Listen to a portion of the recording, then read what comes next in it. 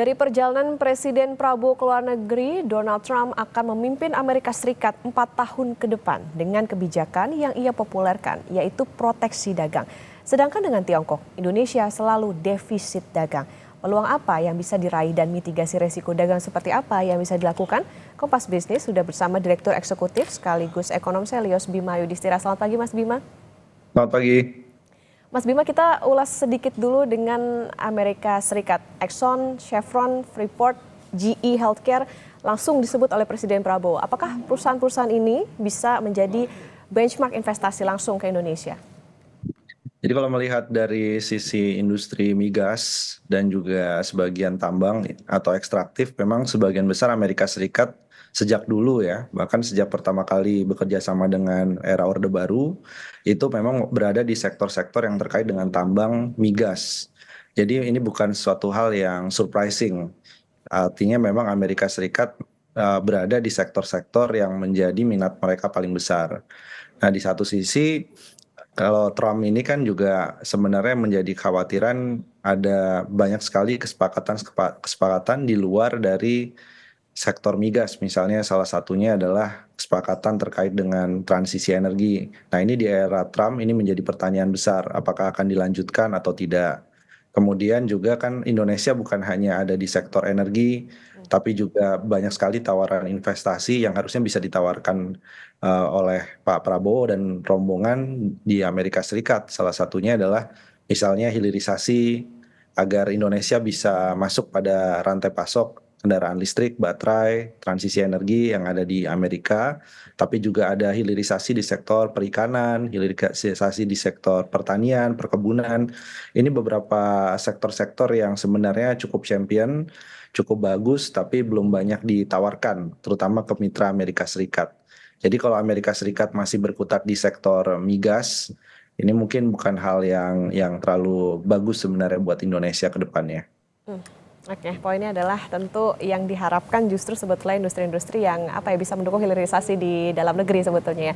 Mas Bima, kalau dengan Tiongkok, Presiden juga mengajak sejumlah pengusaha, sebut Boy Thohir, Tommy Winata, Prayogo Pangestu, Franky Wijaya.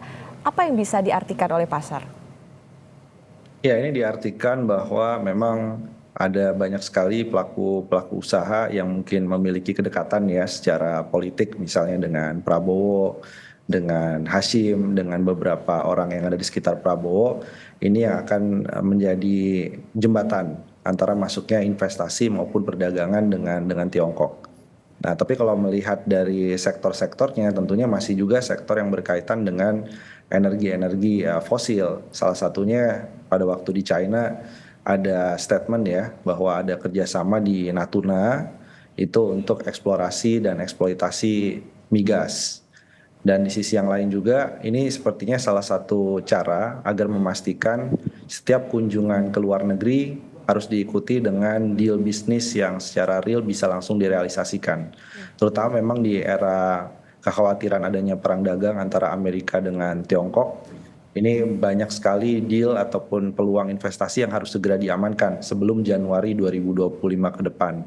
Jadi diajaknya beberapa pelaku usaha ini menjadi salah satu sinyal bahwa Prabowo tidak hanya ingin agar ini menjadi kunjungan diplomatik biasa, tapi juga langsung mengamankan investasi. Ya, terutama memang ekonomi Tiongkok sendiri kan dalam beberapa tahun ke depan diproyeksikan akan mengalami pelambatan.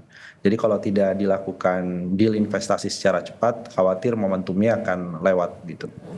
Oke, artinya memang bisa menjadi jembatan ya sebetulnya dengan mengajak para pengusaha-pengusaha ini tentunya bisa membuka pasar ataupun peluang lebih besar lagi. Mas Bima, masuk ke konteks neraca dagang dengan Amerika Serikat, Indonesia surplus, tapi Trump ini sangat tidak suka dengan negara penyebab Amerika defisit. Dengan Tiongkok, Indonesia selalu defisit. Nah, kalau kondisi sebelum 4 tahun lalu terulang, yaitu perang dagang, apa yang perlu dimitigasi dan diantisipasi oleh Indonesia? Ya, pertama kita harus memitigasi bagaimana efek dari perang dagang ternyata kurang begitu bagus bagi Indonesia.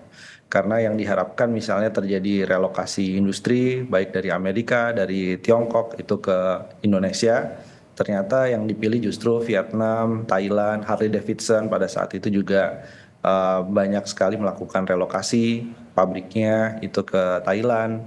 elektronik itu banyak ke Vietnam, bahkan juga untuk komponen energi terbarukan untuk menghindari tarif, mereka pindah ke negara-negara lainnya. Semikonduktor dari Taiwan, dari Tiongkok, diversifikasinya ke Malaysia saat ini. Jadi menjadi pelajaran penting bahwa kita harus memang mengejar nih relokasi industri kalau terjadi perang dagang dan pasti akan terjadi eskalasi perang dagang. Jadi evaluasi dari periode pertama Donald Trump ini bagaimana segera kita melakukan persiapan-persiapan di dalam negerinya, daya saingnya, birokrasinya, pemberantasan korupsinya, biaya-biaya untuk perizinan harus lebih dimurahkan lagi, diturunkan. Itu yang harus dimitigasi. Kedua, karena terjadi perang dagang, maka Tiongkok yang sedang kelebihan kapasitas produksi, mereka menyasar negara seperti Indonesia yang konsumennya cukup besar. Jadi kita juga harus mitigasi, jangan sampai kita dijadikan limpahan dari produk-produk yang tidak terserap ke Amerika, terserap ke pasar lainnya karena perang dagang, maka itu akan banyak masuk ke Indonesia. Yang terakhir, ini adalah soal GSP ya, General System of Preference. Jadi fasilitas GSP ini adalah fasilitas bagi negara-negara berkembang, negara miskin, sehingga tarifnya bisa murah untuk masuk ke Amerika. Jadi kalau Donald Trump dengan proteksionismenya merasa bahwa Indonesia salah satu penyebab defisit perdagangan Amerika, maka kita harus memitigasi jika terjadi evaluasi. Jadi tekstil, pakaian jadi, alas kaki, dan juga perikanan, ini bisa saja tarifnya naik ketika ekspor ke Amerika Serikat. Ya, apalagi pasar kan juga pasti merespons soal ini. Tadi Mas Bima sempat mention soal bagaimana biaya, kemudian juga dikhawatirkan Tiongkok ini kelebihan produksi bisa menyasar ke Indonesia. Yang biasanya terkait dengan itu kan soal kebijakan tarif dan non-tarif nih Mas. Apa kekuatan dan kelemahan kebijakan tarif dan non-tarif dalam hubungan dagang internasional? Jadi memang kebijakan tarif ini adalah kebijakan yang paling mudah untuk dipatahkan, terutama ketika terjadi perang dagang ataupun sengketa. Ini adalah kebijakan yang paling harus dihindari. Karena kebijakan tarif dari beberapa waktu terakhir, Indonesia misalnya menerapkan kebijakan tarif, itu digugat di WTO kalah, gitu ya. Jadi artinya tarif ini kan di era banyak sekali kita sudah menaikkan kerjasama perdagangan internasional, perdagangan bilateral, menggunakan tarif untuk melindungi pasar dalam negeri bukan pilihan yang tepat. Kecuali kita merevisi berbagai kerjasama perdagangan bebas itu. Tapi kalau kita ingin lebih advance lagi, lebih maju lagi, bisa menggunakan kebijakan non-tarif. Jadi pada waktu ada kebijakan-kebijakan yang dianggap misalnya melonggarkan barang-barang dari luar masuk ke Indonesia, kita bisa lihat tuh sertifikasinya bagaimana, apakah hambatan-hambatan non-tarif seperti kualifikasi produk, SNI, kemudian BPOM, sertifikasi halal. Nah, itu salah satu cara agar barang-barang luar tidak masuk secara deras di Indonesia. Jadi salah satunya dengan cara sertifikasi dan standarisasi itu. Itu menjadi salah satu opsi yang lebih efektif dibandingkan kebijakan naikkan bea masuk, ya, naikkan pajak-pajak yang terkait dengan impor produk. Tapi juga kita harus melihat bahwa ada yang lolos dari dua itu. Jadi tidak kena tarif, tidak kena non-tarif, yaitu barang ilegal. Dan ini jadi salah satu PR juga. Karena limpahan dari kapasitas produksi Tiongkok bisa jadi tidak hanya masuk melalui jalur perdagangan yang resmi, tapi juga perdagangan yang ilegal. Dan itu salah satu hal yang membuat neraca perdagangan kita sebenarnya defisitnya jauh lebih besar daripada data yang ditampilkan oleh pemerintah.